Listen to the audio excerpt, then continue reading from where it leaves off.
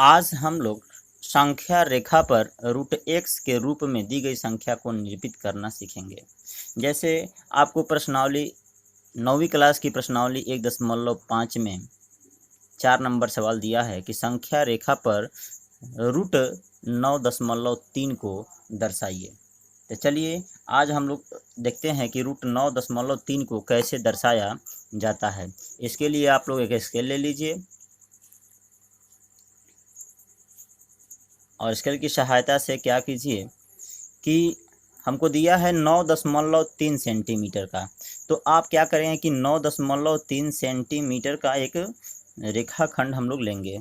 जैसे यहाँ पर हमने जो है 2 बिंदु ले लिया, एक 9.3 पर 9.3 पर एक बिंदु लेकर के उससे 1 सेंटीमीटर और बढ़ा करके हम यहाँ पर एक 10.3 पर भी बिंदु अंकित कर देंगे और फिर इसको हम जो है रेखा खींच देंगे। ये आपका रेखाखंड हो गया 10.3 सेंटीमीटर का।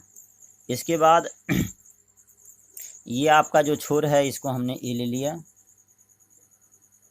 ये जहाँ पर 9.3 था यहाँ पर हमने एक बिंदु बी ले लिया और 1 सेंटीमीटर दूरी ये जो है बढ़ा करके हमने लिया है, ये बिंदु सी हमने ले लिया।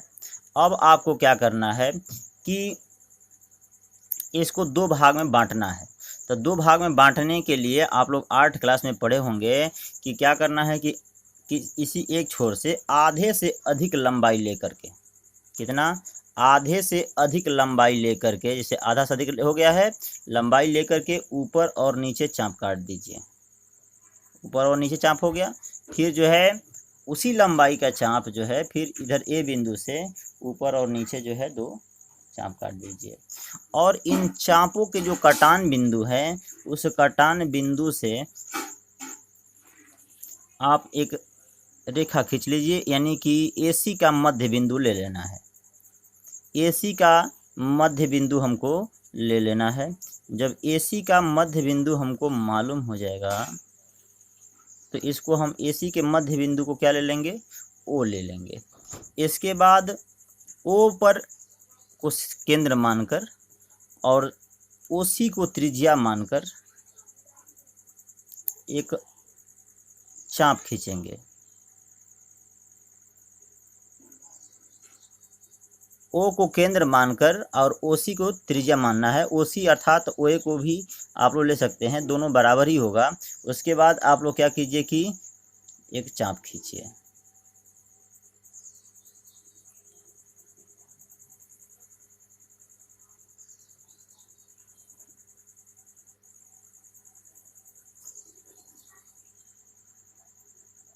जी हाँ, देखिए अब हमारा चाप हो गया है। कहाँ से लिए हैं, O को केंद्र मानकर और O से लेकर C तक जो है त्रिज्या ले लिए। OC जो है OA के बराबर होगी, क्योंकि इसको हम 2 भाग में बांट करके मध्य बिंदु O लिए थे। अब जो है OC आपका त्रिज्या लेकर के हमने एक चाप खींच दिया है, जो कि देख रहे हैं आप लोग बराबर बराबर आ रहा है। अब बिंदु B पर लंब खींचना है। लंब अर्थात 90 डिग्री का कोण बनाना है। तो आप जो है चांद की सहायता से भी बना सकते हैं और नहीं तो आप लोग इससे भी बना सकते हैं।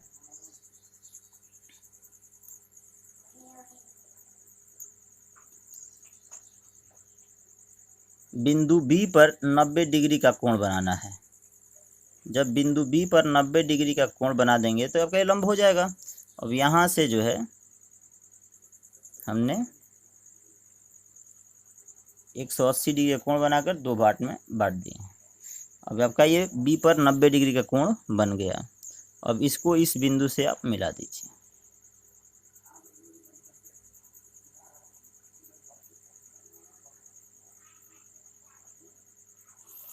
आपको यहाँ पर एक बिंदु D मिल जाएगा। अब जो D मिल गया तो यहीं O से लेकर जो D तक होगा लंबाई, वो आपके O से लेकर के C तक के बराबर होगा। अब क्या करिए कि अब जो B से लेकर डी तक, जहाँ ये कटान बिंदु है आपका चाप का, यहाँ से लेकर के आप एक चाप खींचिए।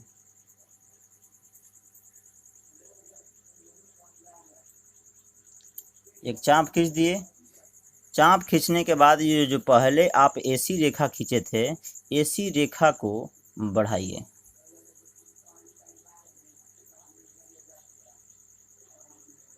जब एसी रेखा को बढ़ाएंगे बिंदु ई तक, आगे बढ़ाएंगे, तो ये जो आपको कटान बिंदु मिलेगा यहाँ पर, इसको बिंदु क्या मान लीजिए, ई मान लीजिए। यही जो आपका मान है बी से लेकर के ई तक, यहाँ बी से लेके जो ई तक मान है, वही आपका मान हो जाएगा √9.3 के बराबर। बी से लेके कहाँ तक, ई तक जो है आपका मान √9.3 के बराबर हो जाएगा, जो कि ये इसके बराबर है, जो बी डी जो है उसके बराबर है, √9.3 के बराबर आपका हो गया। ये आपका सवाल अब बन चुका है। जैसे √9.3 जो है, हम लोग इसको √x मान लिया, तो अब देखते हैं कि ये कैसे हमारा b और e जो है √9.3 के बराबर होगा, अर्थात √x के बराबर होगा। तो ये हम लोग लिए हैं कि a से लेकर जो b है वो टोटल लंबाई कितना है, तो 9.3 के बराबर लिए हैं a से लेकर के b तक। अब इसके बाद बी से लेके सी तक हम लोग कितना लिए हैं, तो बी से सी का जो मान है वो 1 सेंटीमीटर के बराबर है। अब ए से लेके सी तक हमारा हो जाएगा, ए से लेके सी तक हो जाएगा 9.3 +1, अर्थात ये x है तो ये 1 है, तो ये कितना हो जाएगा, x + 1 के बराबर हो गया। हम x के ही बराबर इसको लेकर के हल करते हैं, जिससे आपको भी आसानी होगा कि 9.3 के जगह पे कोई भी मान रहेगा तो ये कैसे जो है हमारा उतना के बराबर आ जा रहा है। अब चलते हैं कि अब देखिए हम इसको दो बराबर भागों में बांटे हैं, तो जितना ओ से लेकर हमारा ए तक होगा, वहीं ओ से लेकर के सी तक बराबर होगा, ओ से लेके सी तक बराबर होगा, और वहीं जो है ओ से लेकर के हमारा डी तक भी होगा, वही जो है ओ से लेके डी तक होगा। और वो कितना है, तो टोटल लंबाई जो है था ए सी का टोटल लंबाई x + 1 था, तो ये x + 1 में कितना के बराबर हो जाएगा, 2 के बराबर हो जाएगा। चलिए साथ ही अब देखते हैं ओ बी का मान हमारा कितना होगा, तो ओ सी का मान x + 1/2 हो गया है, और इधर कितना है, 1 है।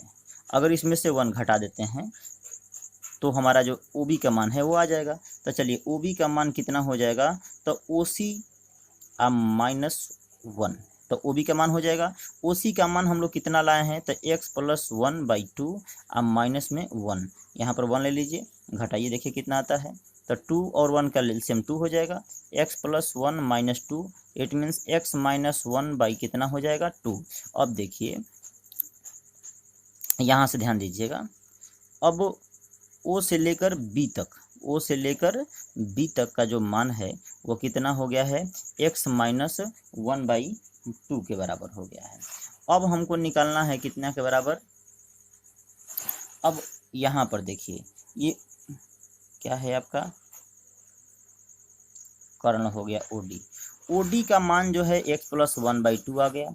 OB का मान जो है आ गया कितना आपका, OB का मान आ गया x - 1/2। तो यहाँ पर देखिए एक समकोण त्रिभुज बन रहा है,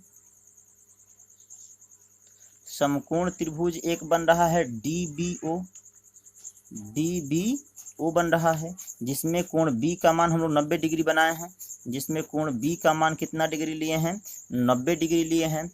अब इसमें देखा जाए कि ये BD जो होगा लंब होगा, इसलिए जब BD लंब होगा तो BD का हम लोग निकालेंगे तो √अंडर क्या होता है, कर्ण का स्क्वायर माइनस आधार का स्क्वायर, जो कि हमें पहले सूत्र बता चुके हैं।